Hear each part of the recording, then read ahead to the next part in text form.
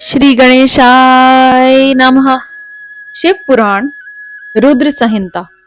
माया निर्मित नगर में शील निधि की कन्या पर मोहित हुए नारद जी का भगवान विष्णु से उनका रूप मांगना, भगवान विष्णु का अपने रूप के साथ उन्हें वानर का मुंह देना और नारद जी का शिव गणों को श्राप देना। सूत जी कहते हैं, महर्षियों, जब गर्व से भरे हुए नारद मुनि वहां से चले गए तब भगवान शिव ने और श्रीहरि ने अपनी माया प्रकट की। उन्होंने मुनि के मार्ग में एक विशाल नगर का निर्माण किया जिसका विस्तार 100 योजन था। वह अद्भुत नगर बड़ा ही मनोहर था। भगवान ने उसे वैकुंठ लोक से भी ज्यादा रमणीय बनाया था। नाना प्रकार की वस्तुएं वहां, स्त्री पुरुष विहार स्थल थे। वह श्रेष्ठ नगर चारों वर्णों के लोगों से भरा था। ऐश्वर्यशाली राजा शील निधि वहां राज करते थे। वे अपनी पुत्री का स्वयंवर करने के लिए उद्यत थे।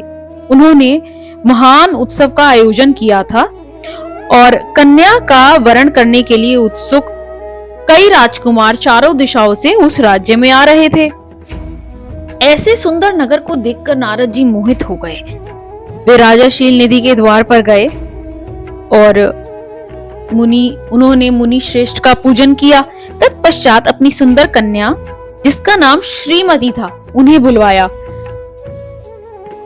श्रीमती ने नारद जी को प्रणाम किया। उस कन्या को देखकर नारद मुनि चकित हो गए और बोले, राजन, यह देव कन्या के समान सुंदरी महाभागा कन्या कौन है? उनकी यह बात सुनकर राजा ने हाथ जोड़कर कहा, मुने, यह मेरी पुत्री श्रीमती है। अब इसके विवाह का समय आ गया है और इसके लिए सुंदर वर का चुनने के लिए मैंने स्वयंवर रचा है। इसमें सब प्रकार के शुभ लक्षण हैं। आप इनका भाग्य बताइए। राजा के इस प्रकार पूछने पर काम से विहल हुए मुनि श्रेष्ठ नारद जी ने उस कन्या को प्राप्त करने की इच्छा मन में लिए राजा को संबोधित करके इस प्रकार कहा, भूपाल, आपकी है पुत्री समस्त शुभ लक्षणों से संपन्न है, परम सौभाग्यवती है। अपने महान भाग्य कारण यह धन्य है और साक्षात लक्ष्मी की भांति समस्त गुणों की आगार है। इसका भावी पति निश्चय ही भगवान शंकर के समान वैभवशाली, सर्वेश्वर, किसी से पराजित न होने वाला, वीर, काम विजयी तथा संपूर्ण देवताओं में श्रेष्ठ होगा। ऐसा कहकर राजा से विदा ले इच्छा अनुसार विचरने वाले नारद मुनि वहां से चले गए। काम से वशीभूत वे शिव की माया ने उन्हें विशेष मोह में डाल दिया। मुनि मन ही मन सोचने लगे कि मैं इस राजकुमारी को कैसे प्राप्त करूं। स्वयंवर में आए हुए नरेशों में से सबको छोड़कर यह एकमात्र मेरा ही वरण करें, यह कैसे संभव हो सकता है?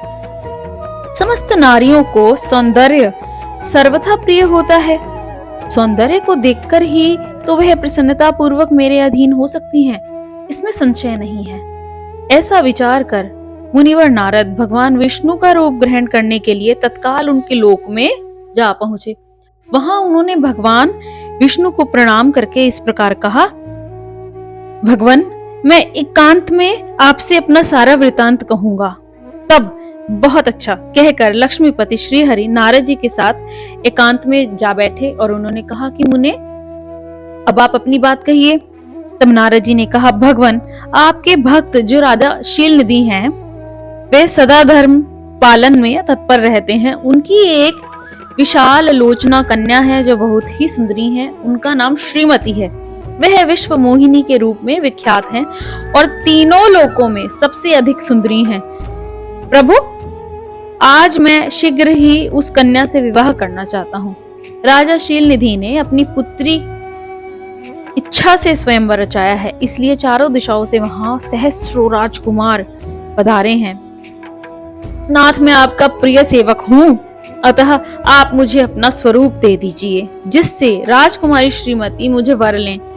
सूत जी कहते हैं, महर्षियों, नारद मुनि की ऐसी बात सुनकर मधुसूदन हंस पड़े और भगवान शंकर के प्रभाव को समझकर मन ही मन हंसने लगे।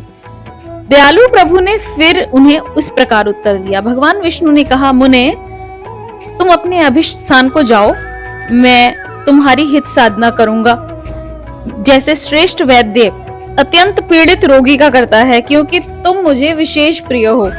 ऐसा कहकर भगवान विष्णु ने नारद मुनि को मुख तो वानर का दे दिया और शेष अंगों में अपना जैसा स्वरूप देकर वहां से अंतर्धान हो गए।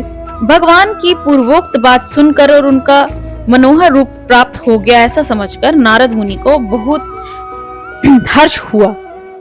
तदंतर मुनि श्रेष्ठ नारद शीघ्र ही उस स्थान पर जा पहुंचे जहां पर स्वयंवर हो रहा था। नारद जी उस राजसभा में बैठे हुए थे और मन ही मन प्रसन्न हो रहे थे। वो सोचने लगे कि मैं भगवान विष्णु के समान रूप धारण करे हुए हूं तो वह राजकुमारी मेरा ही वरण करेंगी। मुनि श्रेष्ठ नारद जी को यह ज्ञात नहीं था कि उनका मुंह कितना कुरूप है। उस सभा में बैठे हुए समस्त राजकुमारों को ये रहस्य पता नहीं था। वहां नारद जी की रक्षा के लिए भगवान रुद्र के 2 पार्षद आए थे, जो ब्राह्मण का रूप धारण करके गूढ़ भाव से वहां बैठे थे। वे ही नारद जी के उस रूप को समझ सकते थे। मुनि को कामावेश से मूढ़ हुआ जान वे दोनों पार्षद उनके निकट आए और आपस में बातचीत करते हुए उनकी हंसी उड़ाने लगे। परंतु मुनि तो काम से विहल हो रहे थे, अतः उन्होंने उनकी यथार्थ बात भी अनुसन्नी कर दी। वे मोहित हो श्रीमती की प्राप्त करने की इच्छा से उनके आगमन की प्रतीक्षा करने लगे। इसी बीच में वह सुंदरी राजकन्या स्त्रियों से घिरी हुई अंतःपुर से वहां आई। उन्होंने अपने हाथ में सोने की एक सुंदर माला ले रखी थी। वह शुभ लक्षणा राजकुमारी स्वयंवर के मध्य भाग में लक्ष्मी जी के समान खड़ी हुई शोभा पा रही थी। उत्तम व्रत का पालन करने वाली वह कन्या माला हाथ में लेकर अपने मन के अनुरूप वर का अन्वेषण करने लगी। नारद मुनि का भगवान विष्णु के समान शरीर और वानर जैसा मुख देखकर वह कुपित हो गईं। उनकी ओर से दृष्टि हटाकर प्रसन्न मन से वह दूसरी ओर चली गईं। स्वयंवर सभा में अपने मनवांछित वर को ना देखकर वह भयभीत हो उठी। राजकुमारी सुबह के भीतर चुपचाप खड़ी ही रह गईं। उन्होंने किसी के गले में जयमाला नहीं डाली। इतने में ही राजा के समान वेशभूषा धारण किए हुए भगवान विष्णु वहां आ पहुंचे। इन्हीं दूसरे लोगों ने उनको वहां नहीं देखा, केवल उस कन्या की ही दृष्टि उन पर पड़ी। राजकुमारी का मुख प्रसन्नता से खिल उठा। उन्होंने तत्काल ही उनके कंठ में माला डाल दी। राजा का रूप धारण करने वाले भगवान विष्णु उन राजकुमारी के साथ तुरंत अदृश्य हो अपने धाम में चले गए। इधर सब राजकुमार श्रीमती की ओर से निराश हो गए। नारद मुनि तो काम वेदना से आतुर हो उठे थे, इसलिए वे अत्यंत विहल हो उठे। तब वे विप्र रूपधारी ज्ञान विशारद रुद्रगण काम विहल नारद जी से उसी क्षण बोले। रुद्रगणों ने कहा, हे नारद, हे मुने, तुम व्यर्थ ही काम से मोहित हो रहे हो और सौंदर्य के बल से राजकुमारी को पाना चाहते हो। अपना वानर के समान घृणित मुंह तो देख लो। सूत जी कहते हैं, महर्षियों, उन रुद्रगणों का यह वचन सुनकर नारद जी को बड़ा विस्मय हुआ। वे शिव की माया से मोहित थे। उन्होंने दर्पण में अपना मुंह देखा। अपना वानर का समान मुंह देखकर वे तुरंत ही क्रोध से जल उठे और माया से मोहित होने के कारण उन दोनों शिवगणों को वहां श्राप देते हुए बोले, अरे तुम दोनों ने मुझ ब्राह्मण का उपहास किया है, अतः तुम ब्राह्मण के वीर से उत्पन्न राक्षस हो जाओ। ब्राह्मण की संतान होने पर भी तुम्हारे आकार राक्षस के समान होंगे। इस प्रकार अपने लिए शाप सुनकर वे दोनों ज्ञान शिरोमणि शिवगण मुनि को मोहित जानकर कुछ नहीं बोले। ब्राह्मणों वे सदा सब घटनाओं में भगवान शिव की ही इच्छा मानते थे, अतः उदासीन भाव से अपने स्थान को चले गए और भगवान शिव की स्तुति करने लगे। शिवाय नमः।